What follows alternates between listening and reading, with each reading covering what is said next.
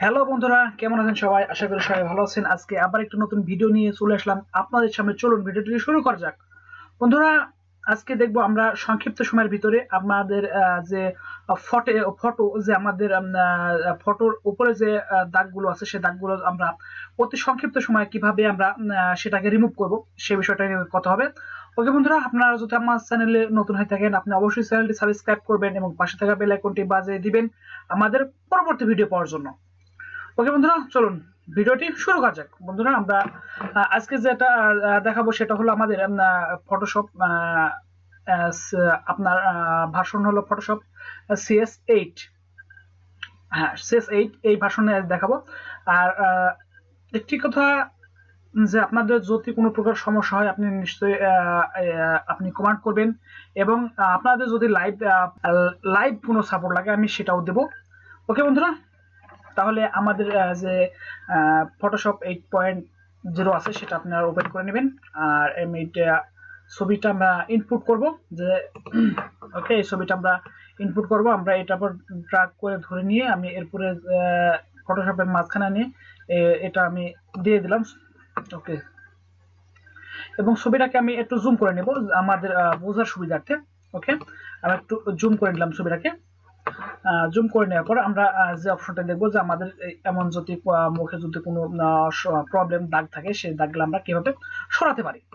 ওকে, আমরা দেখেন, যেহেতু আজকে যে একটা টুলস ব্যবহার করব, যে টুলসটা মূলত খুব কম লোকই ব্যবহার করে। ওকে, ঠিক আছে। আমরা যে ব্রাশ টুল আছে, আমরা যে হিলিং ব্রাশ টুল, এই যে হিলিং ব্রাশ টুলের উপরে আপনার রাইট ক্লিক করে একটু ধরে রাখবেন, এবং ধরে রাখার পরে দেখেন এখান থেকে তিনটা কিন্তু টুলস বের হয়েছে।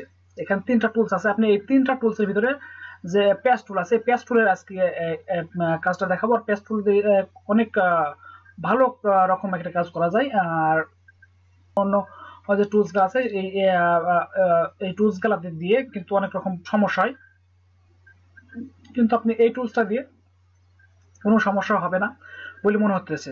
ওকে, ঠিক আছে। আমি পেজ টুলটা নিয়ে নিলাম।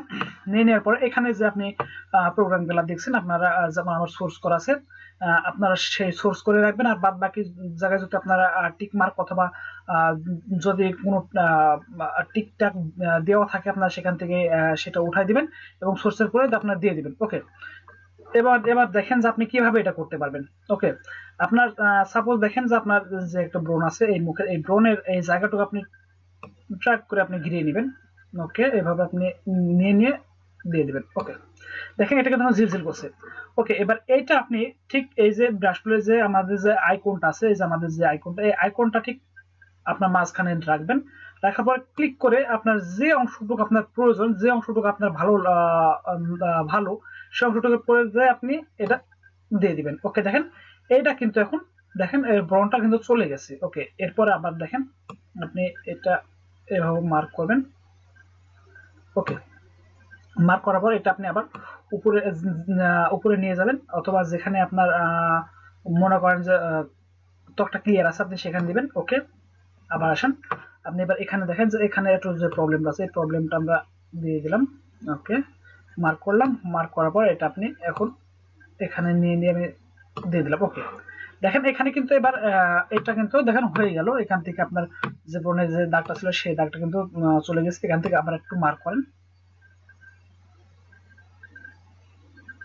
ওকে, এবং এটা যে আপনি এখানে দেন, দেখেন এটা কিন্তু চলে যাবে। ওকে বন্ধুরা, এটা মার্কটা ঠিক হয় নাই, তাই এখন এভাবে আছে। ওকে, এটা আপনি হ্যাঁ, দেখেন এটা কিন্তু হয়ে গেছে। আপনি যদি মনে করেন যে আপনি এই দাগটা সরাবেন, এই দাগটাও সেম একই জিনিস ভাবে আপনারা সরাবেন। ওকে, এবং ওকে, আপনারা এই যে এই অংশটুকু আছে, আপনি এই অংশটুকু আপনি সরাবেন। ওকে, আপনি এটা নিয়ে ভিতরে দেন।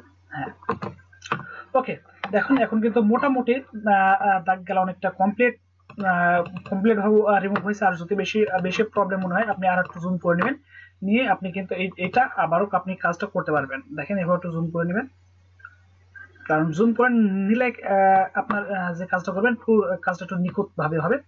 ওকে, এবার দেখেন ওকে, আপনি এভাবে আপনার যে ফটোর যে মুখে যে ফেসে যে প্রবলেম অথবা যে কোনো দাগ থাকলে আপনি কিন্তু এভাবেই কিন্তু আপনি এইগুলাকে আপনি রিমুভ করবেন। ওকে, একবার দেখেন এটার আরো দুইটা বড় দাগ আছে, আপনি আমি এই দুইটা সরাই দিছি।